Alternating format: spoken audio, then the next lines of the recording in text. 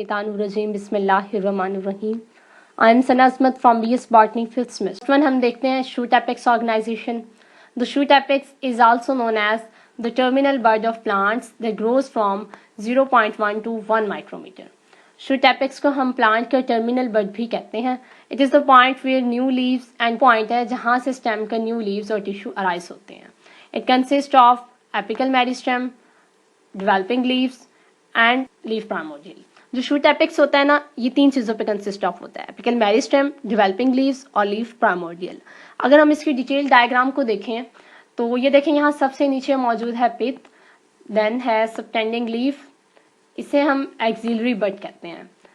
इसके ऊपर नोड, ये है procambium that further differentiates into primary vascular bundle, ground meristem that give rise to cortex. Shoot apical meristem में इसके बारे में हम पढ़ चुके हैं, that is present at the tip of shoot. Protoderm जो कि एपिडर्मल टिश्यूज बनाती हैं, and this one is young leaf. There are several theories that explain about shoot apex organization. Shoot apex organization के अबाउट सेवरल थ्योरीज हैं जो कि इसे explain करती हैं. फर्स्ट वन थ्योरी है apical cell theory. This theory was proposed by Nageli in 1878. ठीक है. According to this theory a single apical cell is the structural and functional unit of. Nageli ये कहता है कि सिंगल एपिकल सेल जो है ना, वो स्ट्रक्चरल और फंक्शनल यूनिट होता है एपिकल मेरिस्टेम का, और यही एपिकल सेल जो है ना, ये कंट्रोल करता है entire process of apical growth. और एपिकल ग्रोथ का जितना भी प्रोसेस होता है, उस पूरे प्रोसेस को कंट्रोल करता है ये सिंगल एपिकल सेल. ये देखें, यहाँ डायग्राम में शो है, ये है सिंगल एपिकल सेल. तो अब इस एपिकल सेल में फर्दर डिवीजन्स होती हैं, और जितनी भी एपिकल ग्रोथ है उसको ये एपिकल सेल कंट्रोल करेगा.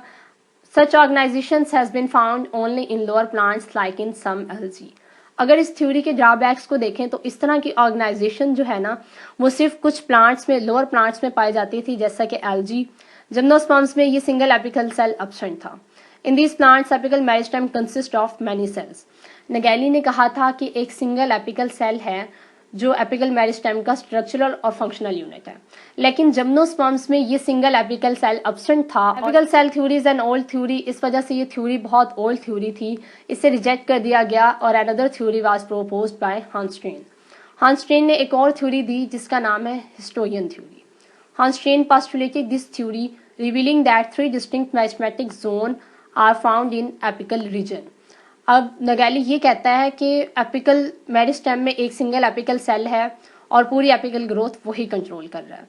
लेकिन हांस्ट्रेन ये कहता है कि इसको जो है ना 3 मेरिस्टेमेटिक जोन में डिवाइड किया गया है एपिकल रीजन को.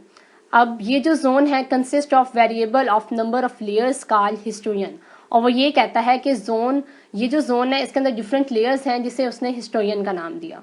इन लेयर्स को क्या कहते हैं? फर्स्टली जो पहली लेयर है, this is known as dermatogen.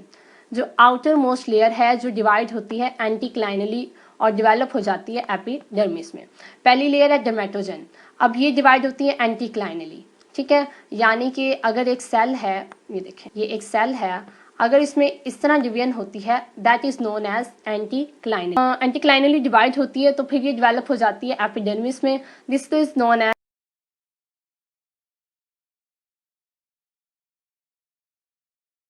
surrounded by tunica which forms the central part of shoot by irregular division. वो ये कहता है कि ट्यूनिका में तो एंटीक्लाइनल डिवीजन होती है, लेकिन कॉर्पस में जो है इरेगुलर डिवीजन होती है, इसलिए multi layered mass of cells यहाँ पे बनते हैं. The tunica cells are smaller. Tunica के जो सेल्स होते हैं, ये देखें यहाँ पे डायग्राम में, ये आउटर जोन है और ये सेंट्रल जोन है. इसमें कुछ लेयर्स हैं और it is composed of multi layered cells. The tunica cells इस हैं, लेकिन जो कॉर्पस के सेल्स हैं वो लार्जर हैं as compare to tunica. The number of tunica layers may vary even in same species due to influence of seasonal growth changes. और seasonal में इवन सेम स्पीशीज में जो ट्यूनिका की लेयर्स हैं ये नंबर में वेरी करती हैं.